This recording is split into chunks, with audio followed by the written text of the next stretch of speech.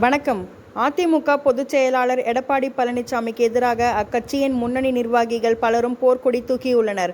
குறிப்பாக கட்சி தலைமை மற்றும் தவேக ஆதரவு நிலைப்பாடு என்ற இரு விவகாரங்களில் அதிமுகவில் பிளவு ஏற்பட்டுள்ளது.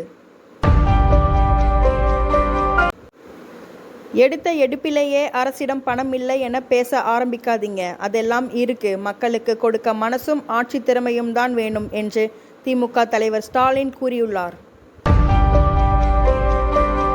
2026 தமிழக சட்டமன்ற தேர்தலில் பெரம்பூர் மற்றும் திருச்சி கிழக்கு ஆகிய 2 தொகுதிகளில் போட்டியிட்டு வெற்றி பெற்ற தமிழக வெற்றிக் கழக தலைவர் விஜய் தற்போது தனது திருச்சி கிழக்கு தொகுதி சட்டமன்ற உறுப்பினர் பதவியை ராஜினாமா செய்துள்ளார். முதல்வரின் நேரடி செயலாளராக டாக்டர் பி. செந்தில்குமார் IAS நியமனம் செய்யப்பட்டுள்ளார். முதல்வரின் கூடுதல் தனிச் செயலாளராக திருமதி G. லட்சுமி பிரியா IAS பணியமர்த்தப்பட்டுள்ளார்.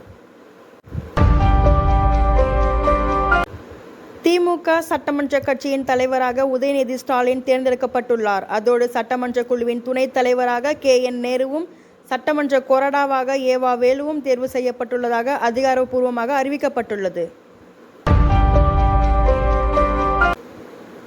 நாளை மே 11ஆம் தேதி தமிழ்நாடு சட்டப்பேரவையில் சட்டமன்ற உறுப்பினர்கள் பதவியேற்கும் நிலையில் மே 13 தேதி வரை சட்டப்பேரவை நடைபெறுகிறது. சட்டப்பேரவை எதிர்க்கட்சி தலைவராக திமுக இளைஞரணி செயலாளரும் முன்னாள் துணை முதலமைச்சருமான உதயநிதி ஸ்டாலின் தலைமை கழகத்தால் தேர்ந்தெடுக்கப்பட்டுள்ளார்.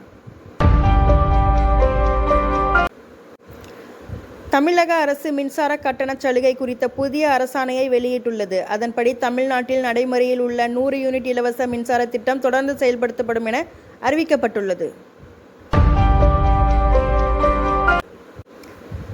முதலமைச்சரின் அலுவலக பணிகளை தடையின்றி மேற்கொள்வதற்காக பல்வேறு அரசு துறைகளில் பணியாற்றி வரும் 14 அதிகாரிகள் மற்றும் பணியாளர்களை முதலமைச்சர் அலுவலகத்திற்கு தற்காலிகமாக இடமாற்றம் செய்து தமிழக அரசு அதிரடி உத்தரவு பிறப்பித்துள்ளது.